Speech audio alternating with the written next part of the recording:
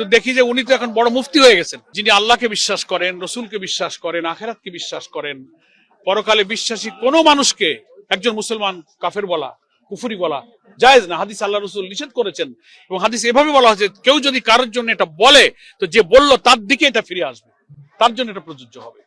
উনি এটা বড় অপরাধ করেছেন। এই জন্য আমরা দুঃখ করে বলেছি যে আমরা ধারণা করেছিলাম যে উনি বিদেশে লন্ডনে গেছেন, লেখাপড়া করেছেন, কিছুটা পলিটিক্যাল ম্যাচুরিটি হয়তো আছে, কিন্তু দেখি যে উনি তো এখন বড় মুফতি হয়ে গেছেন। বিলেত থেকে মুফতি ফতোয়া দিয়ে দিচ্ছেন যে কিডা মুশরিক আর কিডা কাফের। এটা তার কোনো অধিকার নেই। এটা উনি রাজনৈতিক নেতা হিসেবে কাজটা সৌজন্যতা, শিষ্টাচার বোধের সাথে এই কথাটা যায় না। এটার জন্য আমরা তীব্র প্রতিবাদ করি। এটা বলার অধিকার ওনার নাই।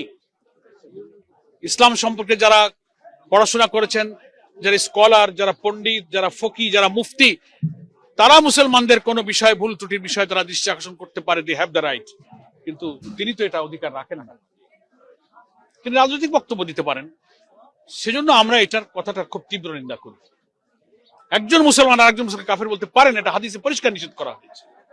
সে যদি নামাজও না পড়ে, রোজাও না রাখে, তার আমলে যত ত্রুটি থাকুক, শুধু আল্লাহ, রসুল, পরকালকে বিশ্বাস করে তাকে কাফের বলা যায় না।